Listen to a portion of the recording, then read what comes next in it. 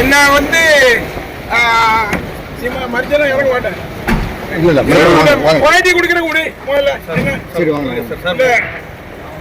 என்ன வந்து காவல்துறை அதிகாரிகள் வந்து மேல இருந்து சொல்லி நீ உடனே எம்எல்ஏ பதவியை ராஜினாமா பண்ணிட்டு தாவாக்களை சேருன்னு சொல்லி என்னை கட்டாயப்படுத்துவாங்க.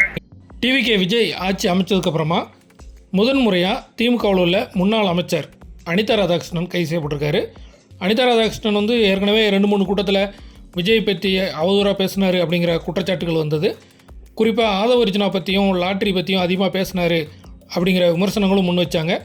இந்த நிலையில் தான் ஆத்தூரில் ஜூன் 20ஆம் கலைஞர் அந்த பொதுக்கூட்டத்தில் பேசும்போது அவர் வந்து தவேகா தலைவர் விஜய் இப்போ சிஎம்மாக இருக்கிறதுனால சிஎம் விஜய் அவர்களை பற்றி அவதூறாக பேசினார் அப்படின்னு சொல்லி கேஸ் போட்டிருக்கிறாங்க.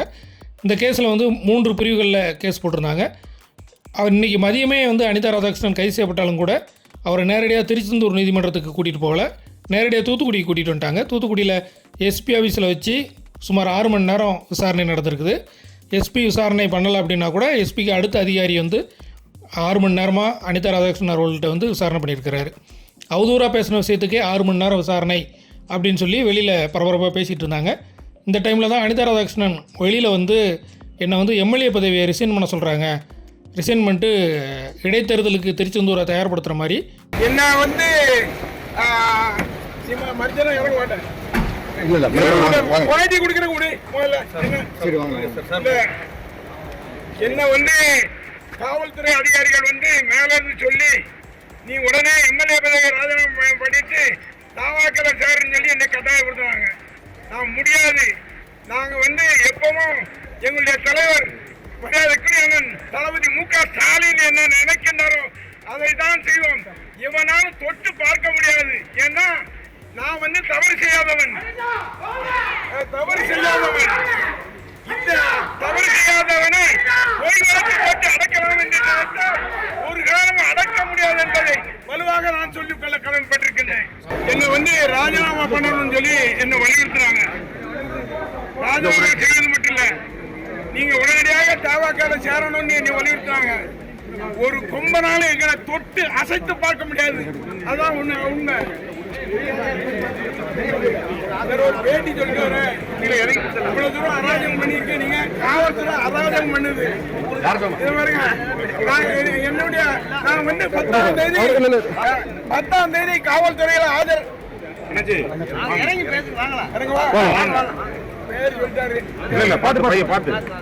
அழுத்தம் கொடுக்குறாங்க. அந்த மாதிரியான நெருக்கடிகள்லாம் நான் பயப்பட மாட்டேன் அப்படின்னு சொல்லி அனிதா ராதாகிருஷ்ணன் சொல்லியிருக்காரு. ஏற்கனவே அனிதா ராதாகிருஷ்ணன் அதிமுகவிலேருந்து திமுகவுக்கு வந்தார். திமுகவில் வந்துட்டு அதுக்கப்புறம் அதிமுக ஆட்சியில் அவர் கைது செய்யப்பட்டிருந்தார்.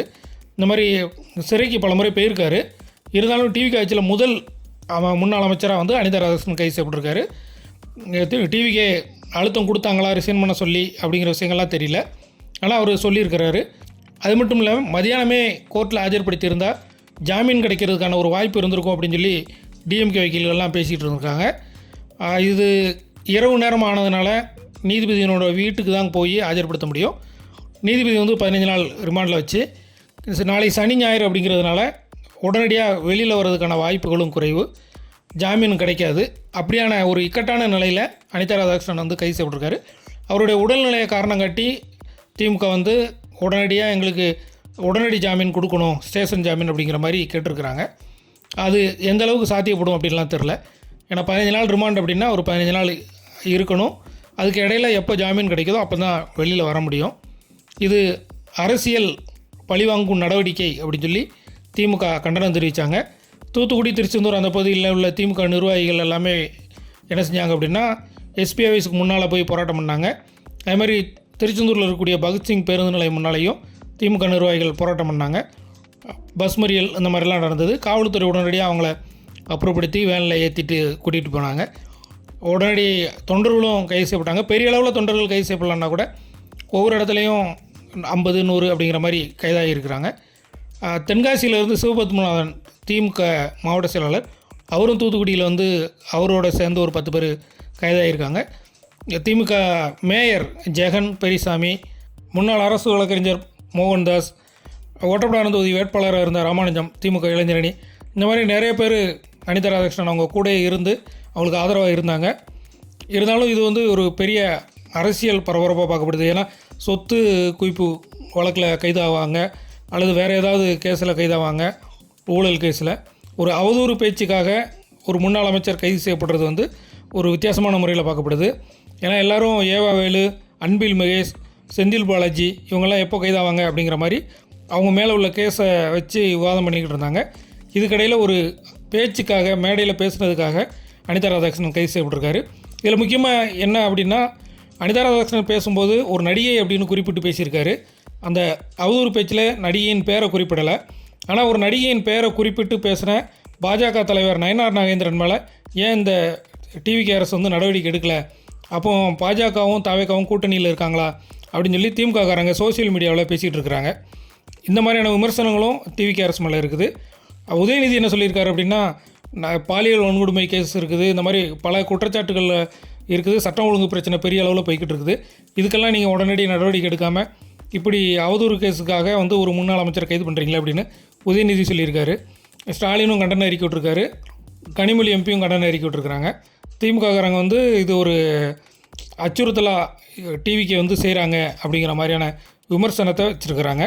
ஆனால் என்ன இருந்தாலும் ஒரு சிஎம், ஒரு நாட்டுக்குனுடைய தலைவர், ஓட்டு போடுறதுக்கு முன்னால் ஒரு கட்சி தலைவராக இருந்தால் கூட ஓட்டு போட்டதுக்கப்புறம் 8 கோடி மக்களின் தலைவர், அந்த சிஎம் பற்றி நீங்கள் எப்படி அவதூறாக பேசலாம், அதுவும் பொது மேடையில் எப்படி பேசலாம், தரைக்குறவாக பேசுகிறது, ஒருமையில் பேசுகிறது, அந்த மாதிரியான விஷயங்கள்லாம் கண்டிக்கத்தக்கது அப்படின்னு சொல்லி நீதிபதி சொன்னதை முன் வச்சு அதை நீதிபதி என்னெல்லாம் குறிப்பிட்டாங்களோ அந்த வார்த்தைகளை குறிப்பிட்டு டிவிகே சோசியல் மீடியாவில் அவங்களும் வந்து கடுமையாக அந்த அனிதா ராதாகிருஷ்ணன் பேசுனதுக்கு கண்டனம் தெரிவிச்சிருக்காங்க. கைது செய்யப்பட்டதை டிவிகே வரவேற்றிருக்கு. மற்ற கட்சிகள் பாஜகவோ அதிமுகவோ இதில் பெரிய அளவில் கருத்து சொல்லலை. நீதிமன்றம் என்ன தீர்ப்பு சொல்ல போகுது அப்படிங்கிறது எதிர்பார்க்கலாம். இது குற்றமா, உண்மையிலே குற்றமா, இல்லை மன்னிப்பு கேட்டனா விட்டுருவாங்களா அப்படிங்கிறது. ஏன்னா இதுக்கு முன்னால் நிறைய பேர் ஹெச் ராஜா, எஸ்வி சேகர் போன்றவங்களாம் அவதூறுமாக பேசிட்டு மன்னிப்பு கேட்டு விடுதலை ஆகியிருக்காங்க. அவங்க கைது செய்யப்படலைன்னா கூட வழக்கை சந்தித்து விசாரணைக்கு ஆஜராகி மன்னிப்பு கேட்டு விடுதலை ஆகியிருக்காங்க. நயனார் நாகேந்திரன் கேஸில் கூட அவர் பொது வெளியில் வருத்தம் தெரிவித்தார். ஆனால் அவர் மேலே எந்த நடவடிக்கையும் இல்லை. இந்த மாதிரி நிலையில் இப்போ அனிதா ராதாகிருஷ்ணன் கேஸ் என்ன ஆகும்? அது மட்டும் இல்லை, இவர் மேலே கூடுதலாக கேஸ்கள் வருமா? பழைய வழக்குகள் எல்லாம் தோண்டி எடுப்பாங்களா? தோண்டி எடுத்து ஒரு, அதாவது தாவேக அரசை விமர்சனம் பண்ணிக்கிட்டு இருக்கக்கூடிய அனிதா ராதாகிருஷ்ணனுக்கு ஒரு முட்டுக்கட்டை போடப்படுமா அப்படின்னும் ஒரு அரசியல் ரீதியாக பார்க்கப்படுது.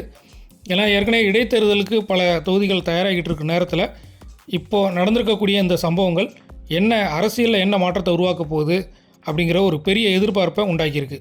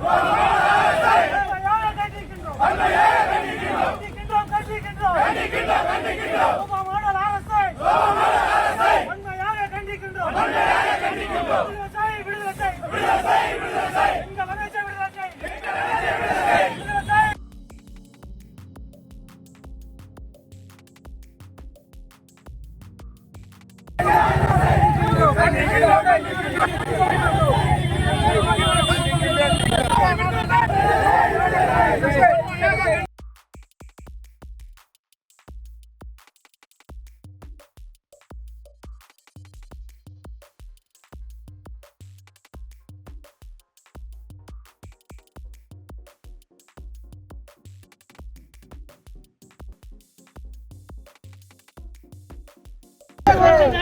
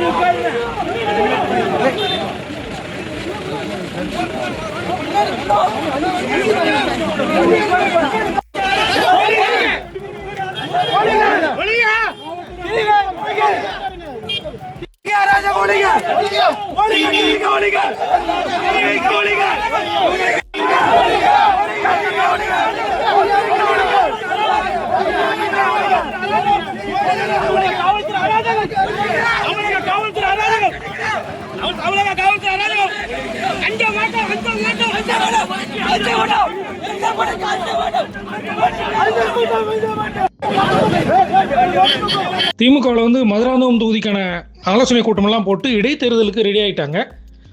அம்பாசமுத்திரம் தொகுதி இடைத்தேர்தலுக்கு அனிதா ராதாகிருஷ்ணன் தொகுதி பொறுப்பாளராக நியமிக்கப்பட்டிருந்தார். அம்பாசமுத்திரம் தொகுதியை பொறுத்தளவில் அங்கே அனிதா ராதாகிருஷ்ணனுக்கும் அவர்களுடைய உறவினர்கள் செல்வாக்கு அதிகமாக இருக்குது அப்படிங்கிற ஒரு பேச்சு இருந்தது. அனிதா ராதாகிருஷ்ணன் அம்பாசமுத்திரம் தொகுதியில் முழுமையாக இறங்கி வேலை செய்வார். ஏன்னா இடைத்தேர்தல் அப்படின்னாலே அனிதா ராதாகிருஷ்ணனுக்கு வந்து ஃபேமஸ். அவர் ஜெயலலிதா அவங்க இருக்கும்போதே அதிமுகவிலேருந்து விலகி திமுகவில் சேர்ந்து இடைத்தேர்தலில் உடனே ஜெயித்தவர். பல தொகுதிகளில் இடைத்தேர்தலில் சாத்தாங்குளம் இடைத்தேர்தலில் அதிமுகவில் இருக்கும்போது சாத்தாங்குளம் இடைத்தேர்தலில் அனிதா ராதாகிருஷ்ணன் ஃபேமஸ் ஆனார். அந்த மாதிரி இடைத்தேர்தல் அப்படின்னாலே அனிதா ராதாகிருஷ்ணனுக்கு கொஞ்சம் நிறைய வேலைகள் செய்யக்கூடியவர். அப்படி இருக்கிற நேரத்தில் அம்பாசமுத்திரம் தொகுதி பொறுப்பாளராக அனிதா ராதாகிருஷ்ணன் திமுகவில் நியமிக்கப்பட்டிருந்தார். இந்த நிலையில தான் இந்த கைது நடந்திருக்குது. இது வந்து திமுகவினுடைய இடைத்தேர்தல் பணிகளை முடக்கக்கூடிய வேலை அப்படின்னு சொல்லி திமுகவிலிருந்து குற்றச்சாட்டு வச்சிருக்கிறாங்க. ஆனால் டிவிகள் என்ன சொல்கிறாங்க அப்படின்னா, முதலமைச்சர் பற்றியும் அமைச்சர்கள் பற்றியும் தொடர்ந்து அவதூறாக பேசிட்டு வந்தார், மரியாதை குறைவாக பேசினார், ஒருமையில் பேசினார். அதனால தான் சட்டத்தின்படி இந்த நடவடிக்கை எடுத்திருக்கிறோம் அப்படின்னு சொல்லி டிவிக்கு தரப்பில் விளக்கம் கொடுத்துருக்குறாங்க.